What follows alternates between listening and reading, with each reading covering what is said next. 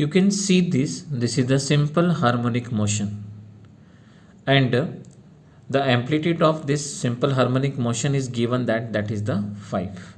Now we have to given the function of the equation of this simple harmonic motion, and you can see this is the equation of simple harmonic motion.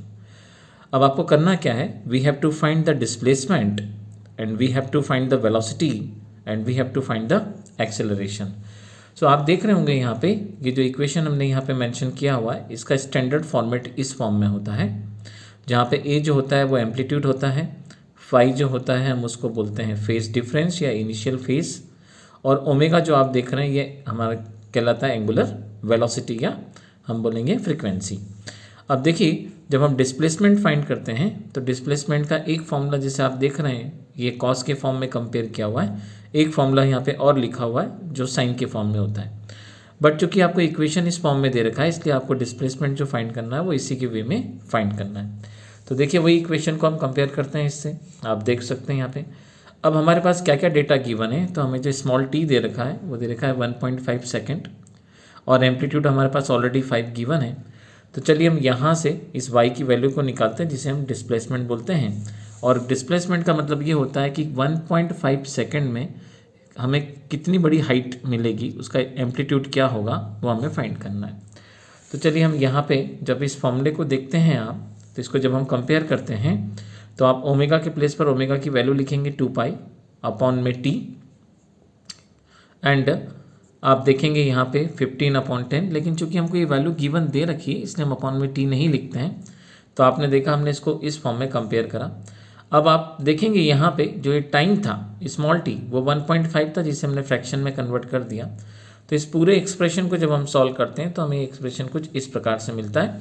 यहाँ पे trigonometry का एक identity लगता है 3 plus π/4 equals to में होता है minus का कॉस. तो 180 प्लस थीटा माइनस का कॉस थीटा होता है, तो इस कारण से 3 टाइम्स होगा तब भी माइनस ही होगा. तो हम देखेंगे यहाँ से हमें कैलकुलेट करने पे देखिए हमें जो आंसर मिलेगा, सो π/4 की वैल्यू रखने पे हमें जो डिस्प्लेसमेंट आएगा वो आएगा माइनस का 3.535 सेंटीमीटर. अब देखिए हम वेलोसिटी फाइंड करते हैं, और जब आप वेलोसिटी निकालते हैं तो वेलोसिटी जो हमें मिलेगा वो इसी फंक्शन को डिफ्रेंशिएट करने पे मिलेगा, इसी का डिफ्रेंशिएशन, या आपको जो फंक्शन दे रखा है इसका डिफ्रेंशिएशन. इसका डिफ्रेंशिएशन देखिए हमने यहाँ पे क्या हुआ, वेलोसिटी जो मिलता है वो डिस्प्लेसमेंट के डिफ्रेंशिएशन से ही मिलता है. तो देखिए साइन का हमें कॉस का हमें साइन मिल जाएगा डिफ्रेंशिएशन. अब आप क्या करेंगे, फिर से टी की जगह 1.5 रखेंगे, ये रखा हमने. और जब हम इसको कैलकुलेट करते हैं तो देखिए वेलोसिटी जो हमें मिलेगा वो वेलोसिटी हमें इस फॉर्म में मिलेगा. एक बात मैं आपको बता दूं, जब आप इसको डिफ्रेंशिएट करेंगे तो यहाँ पे चेन रूल लगता है 2 तो एक 2 हमको बाहर की ओर मिलता है. और इस प्रकार से जब आपने डिफ्रेंशिएशन में सीखा होगा बाय चेन रूल, तो हम यहाँ से वेलोसिटी फाइंड करते हैं. अब देखिए हमको फाइंड करना है एक्सेलरेशन. अब हम फाइंड करेंगे एक्सेलरेशन. एक्सेलरेशन फाइंड करने के लिए क्या करना है आपको, इसको एक बार और डिफ्रेंशिएट करना है. जब आप इसको एक बार और डिफ्रेंशिएट करेंगे तो हमें एक्सेलरेशन का एक्सप्रेशन मिलेगा.